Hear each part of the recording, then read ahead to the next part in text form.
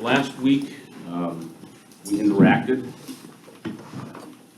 and today I'm going to basically talk at you. We're here today, and for the next week or more, to try the case of the state of Florida versus David Murdock. Kind of get back to what the judge told you in the very beginning before jury selection. Mr. Murdock is charged with 4 counts by indictment. Count 1 is the first-degree murder of Lisa Bunce. Count 2 is attempted first-degree murder of Sanda Lee Andrews. Count 3 is burglary of a dwelling while armed with a firearm. And count 4 is discharge of a firearm into an occupied dwelling. So those are the 4 charges that you are to consider in this case. On January 5th of 2019, at approximately 1:10 a.m., there were 3 gunshots that rang out in what's called the Sweetwater community in Haines City. The Sweetwater community is a 55 and older residential neighborhood made up of local folks and also of folks that come down from places like Michigan or Illinois or Indiana or Canada. It's a self-contained area. It has its own golf course, its own clubhouse. It's gated, and it is literally a community. It's also the home to a lady that you will meet named Sanda Lee Andrews. Now, Miss Andrews, at the time, and still currently, was a Century 21 real estate agent, and actually was one of the agents that serviced that area fairly heavily. And she had owned her home in the Sweetwater community since about 2003. She had originally been a snowbird and come down from Michigan and the Toledo area for many years, and then finally decided to make that home her permanent home around 2010. After the first 3 gunshots, there were 2 more gunshots. The second 2 gunshots killed Lisa Bunce. Multiple 911 calls were made from the neighbors who, surprisingly, were very unused to this type of activity and noise at night. Sanda Andrews lived at 373 Melbourne Drive in Haines City, again known as the Sweetwater community. It's about halfway between Lake Alfred and Haines City, south of 1792.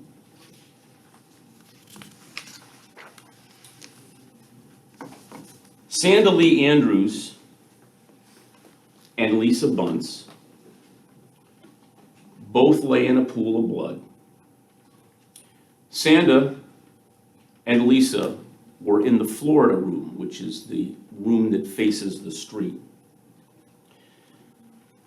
Sanda had been shot through the side of the head, and the bullet went through her jaw, and actually she lost teeth that came out of the wound.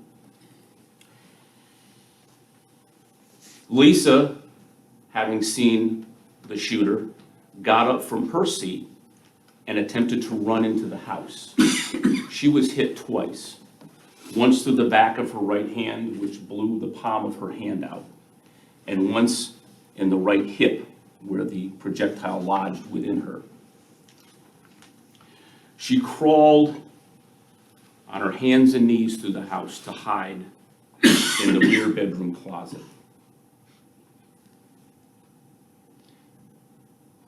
David Murdock went into the side door and found her and shot her while she tried to hide in the closet. Both were unarmed. Both had just come home within the last half hour from a night out at a couple of bar and grill areas. Lisa and Sanda had planned on going to Fort Myers the next day. Lisa had been in town because she's a friend from Toledo and was visiting.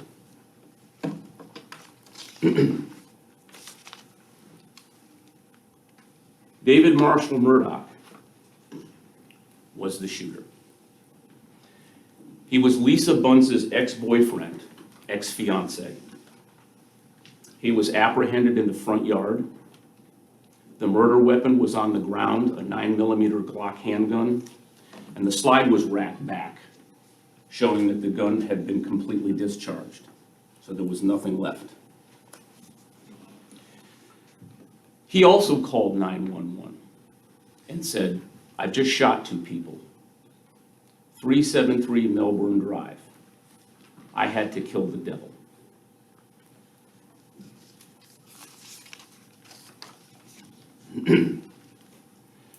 That night, Mr. Murdock, prior to shooting Lisa and Sanda, traveled from his house down Crooked Lake Park all the way up to Haines City, north of Lake Henry, in order to shoot Lisa Bunce.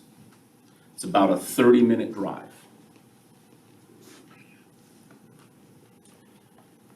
He went through every stoplight. He made every turn. He got up to Haines City and had to get on to 1792. He had to code in a passcode to get into the gated community. And then he drove to Sanda Andrews' house. And she will tell you that when she saw the truck come up, she heard it abruptly stop. The driver's door flung open, and David Murdock came out and began to shoot.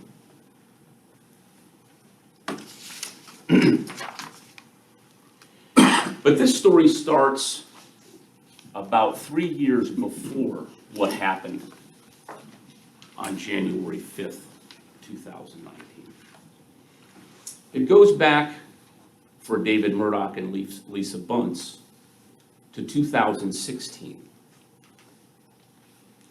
Sanda and Lisa were best friends. They had met many, many years ago in Toledo, Ohio, where Lisa is from.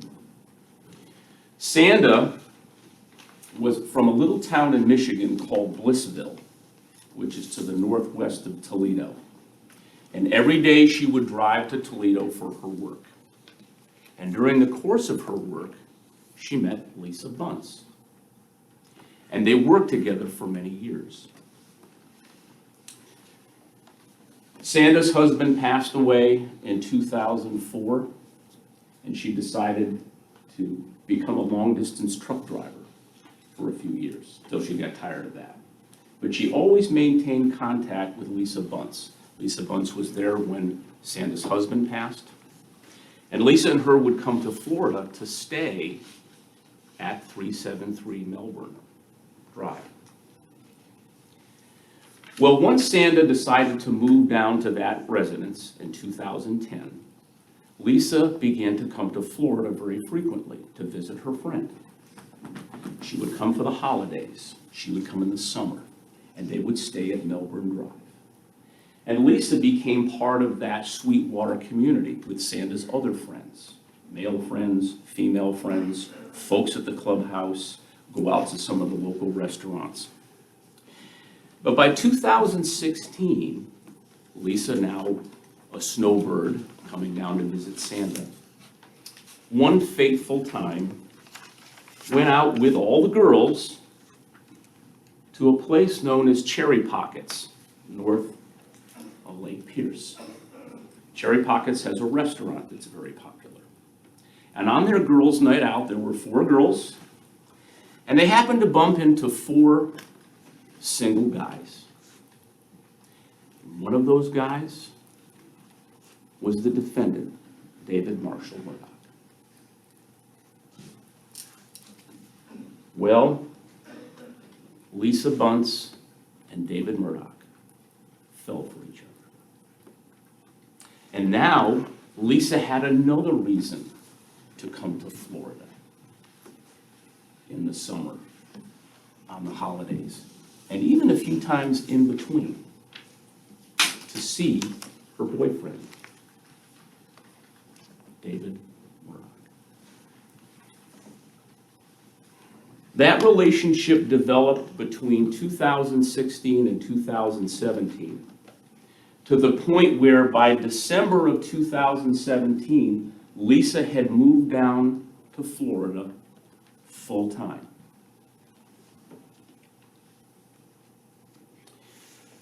Now, the Sweetwater community, who had become part of Lisa's life, had a new member, David Murdock, friends with Sandra Andrews,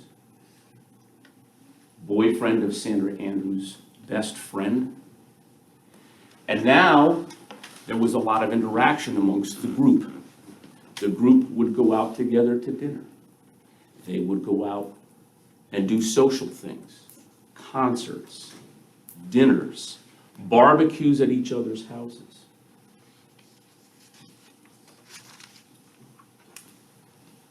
And in May of 2017, after having lived at Cherry Pockets for a number of years, which is where Mr. Murdock met Lisa Bunce, they decided to get a bigger house, a nicer house, their own place. And in May of 2017, the defendant, David Marshall Murdock, bought the residence at 370 First Street North in Lake Wales, which is off of Crooked Lake. And that was going to be their home together. Now, interestingly enough, Sandra Andrews, as a real estate agent, helped find and facilitate the purchase of this property. And this was going to be their dream home. Lisa moved her son down from Toledo, and the three of them lived in this location. They hosted barbecues. They traveled to the Sweetwater community to hang out with Sandra and her friends, and ended up with mutual friends between all of them. And at that time, life was good. They were even engaged at the time.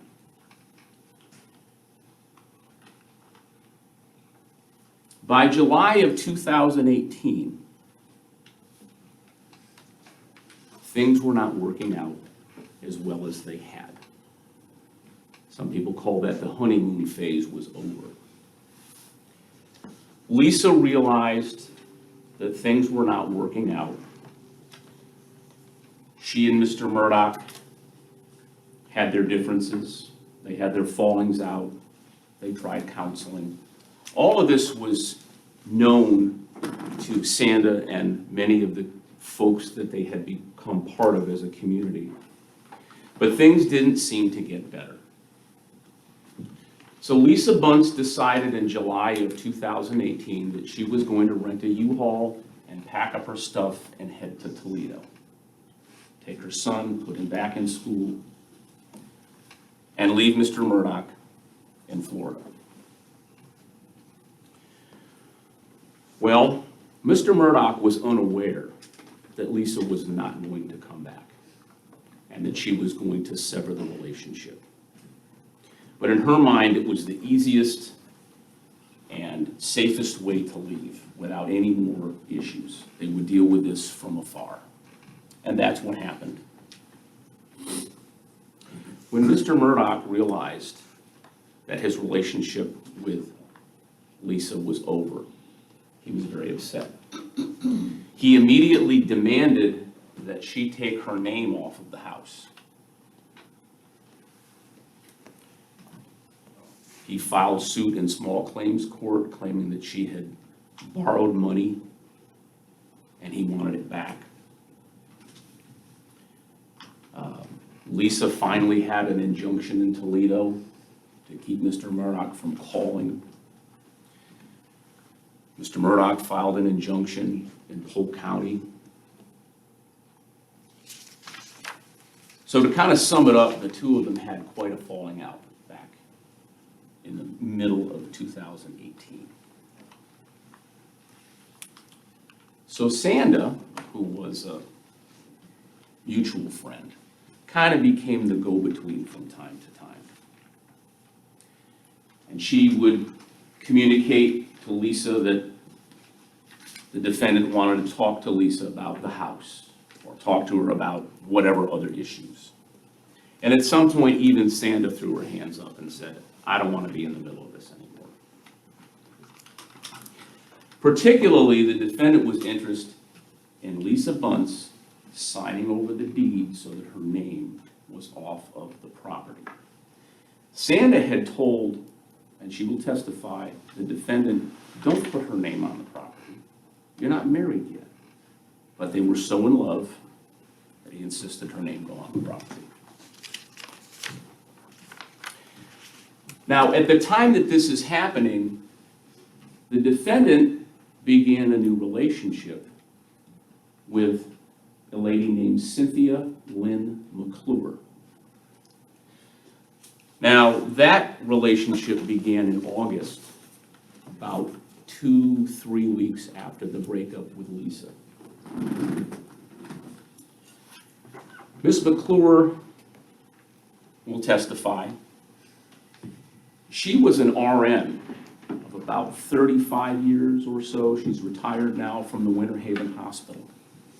And she was enamored with her Southern gentleman boyfriend. And that relationship continued from August to December. And when Mr. Murdock wasn't working out of state, budding plants, which is his profession, grafting, different types of citrus, things of that nature, he was spending his time with Ms. McClure. And keep in mind that all these issues with Lisa are kind of going on in the background. Well, that relationship continued through August, September, October, November, and December.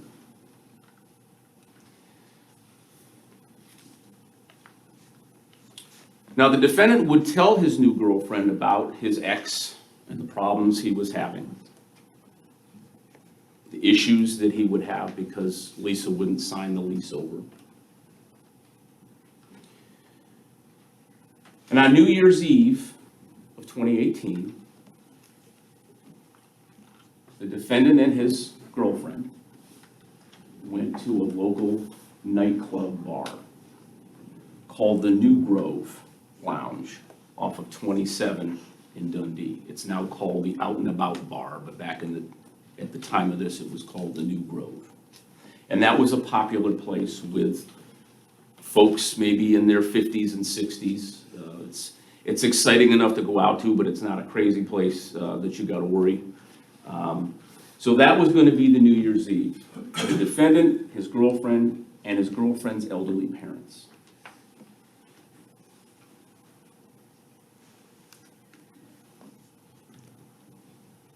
Sanda and the Sweetwater crew were also frequenters of the New Grove.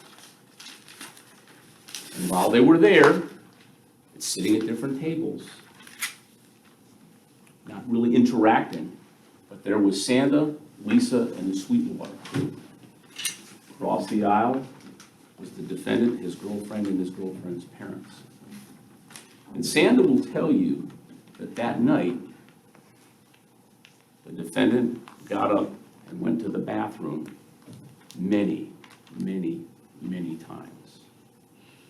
Ms. McClure will tell you that the defendant wouldn't take his eyes off of Lisa Bunce.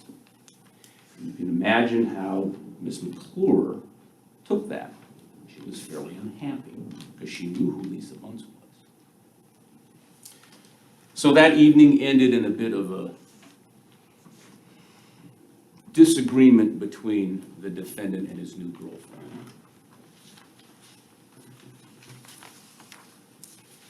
And for the next 3 or 4 days, Ms. McClure and Mr. Murdock, the defendant, sort of patched things up. Gee, didn't mean to stare, we can get back together, things are going to be okay. But Ms. McClure had a gut feeling that maybe the defendant hadn't lost his feelings for Lisa Bunce. And by Friday night, talking with different folks. Keep in mind, we've got this group of folks that goes out together. Lynn McClure found out that Mr. Murdock had been texting Lisa Bunce on New Year's Eve, not just staring. You look beautiful tonight. I'm glad you're having a good time. Me and Lynn, we're over. She's jealous. And when Mr. Murdock found out that Lynn McClure had been sent these messages by the Sweetwater crew, he was furious.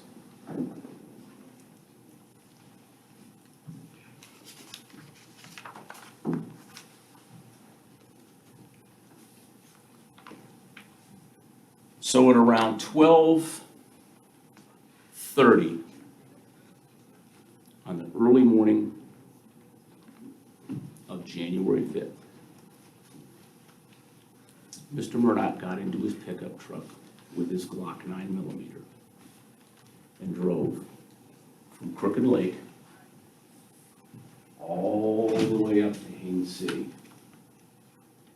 to the Sweetwater community and punched in a code.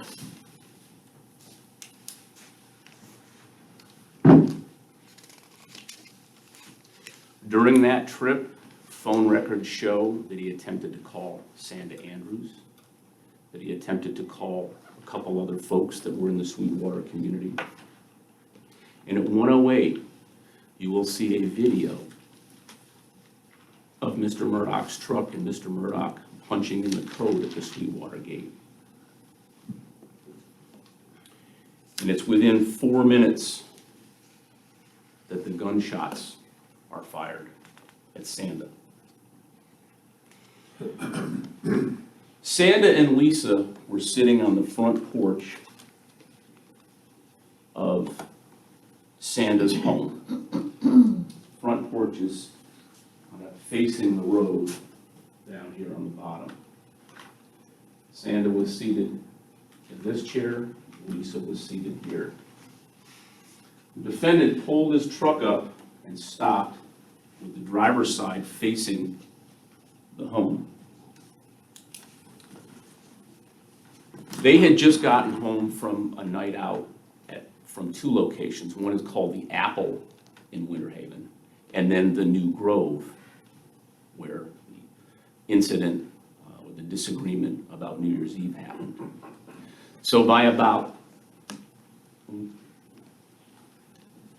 12:48 in the morning, they had arrived home, kind of got their comfortable clothes on, read a book. Lisa would smoke a cigarette, wasn't allowed to do that in the house. That's when the defendant pulled up. Now, there was no fight, there was no argument. There was Sanda seeing the defendant pull up and say, "David, you don't belong here. I'm going to call 911. And that's when the first shot rang out.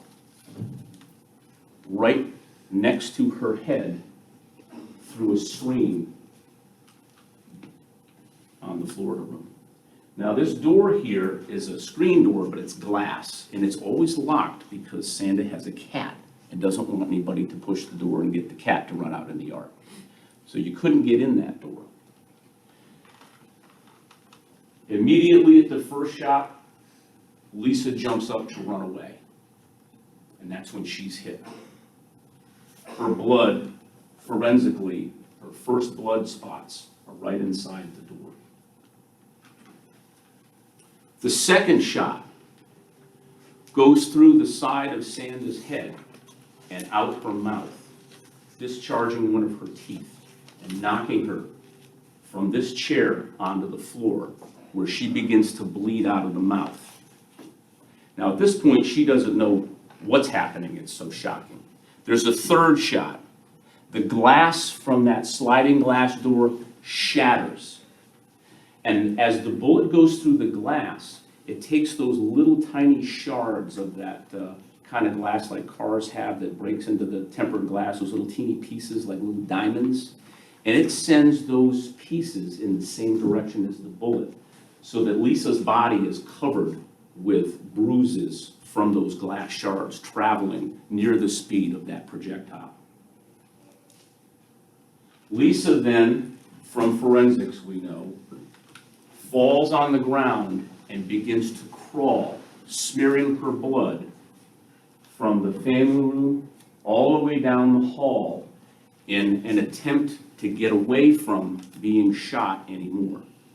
She's been shot twice, once in the right rear hip and once through her right hand. Sandra Andrews is on 911, and you will hear her call and say, "Help me, I've been shot. David Murdock shot me." She is communicating on that 911 call with a bullet hole through her mouth, with 37 fractures in her jaw. And she's still able to somehow articulate, albeit difficult to hear, who shot and what happened. Meanwhile, the defendant knows that the side door under the carport is always unlocked. He's been part of the community and been to this house many times. Lisa has now crawled into the back bedroom and stood up. And we know that because the blood on the floor goes from smeared to drops.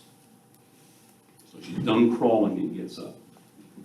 Her blood-covered hand opens the closet door in the master bedroom, where she goes inside and tries to hide. The door is covered in her blood. It's running down the door jambs. It's on the knob, and she's hiding inside the closet. When the defendant comes through this back hall, it's pretty obvious from the blood trail that someone has been through. And he turns into the bedroom and finds Lisa Bunce in the master bedroom closet. And at that point, he fires 2 more times at point-blank range. One of the bullets misses and goes through the wall and actually comes out through the hallway and lodges into the floor. The other shot goes through Lisa Bunce's left arm, out the left arm, and into the chest cavity, where it goes right through her vital organs, and she collapses in the master bedroom.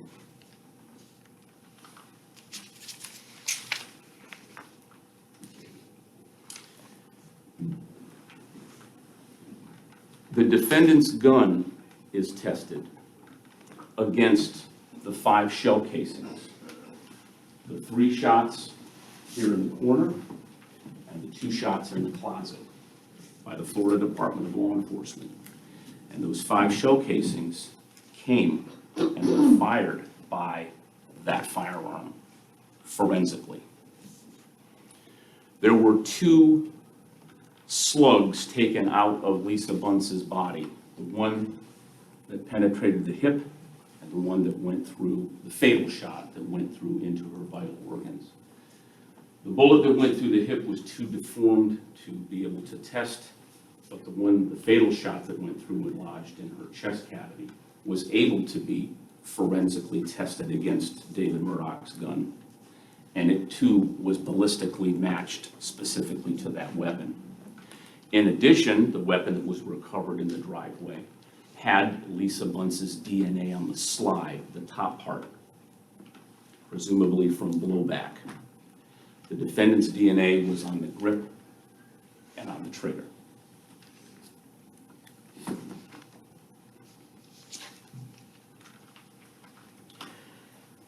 The defendant's home was searched, that house down on Crooked Lake, and there they found the case to a Glock with the same serial number on it as exists on the serial number of the gun.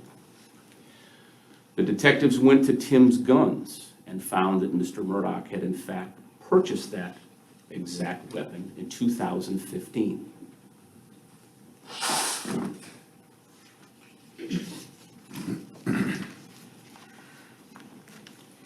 Sandra Andrews survived,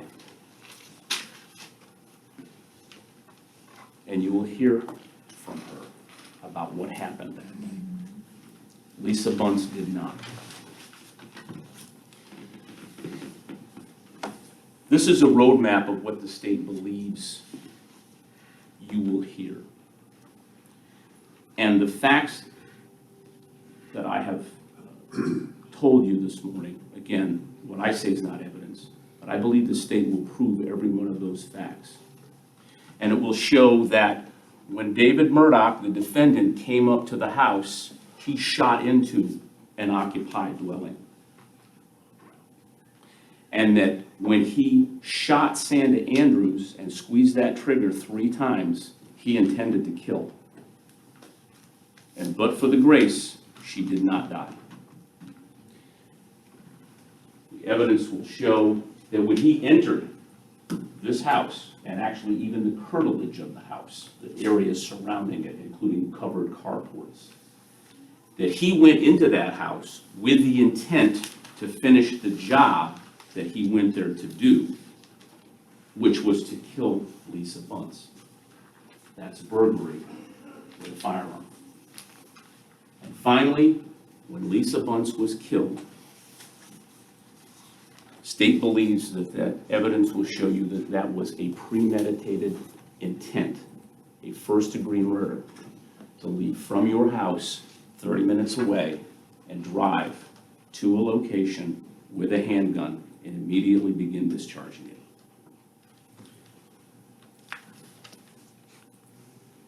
State of Florida versus David Marshall Murdock. The 4 counts that he is charged with by indictment. At the end of the evidence, the state will ask that you return a verdict of guilty as charged to each and every one of those crimes, and believes that you will find during the course of the evidence that there is no reasonable doubt that David Marshall Murdock, the defendant in this case, committed each one of those crimes beyond and to the exclusion of every reasonable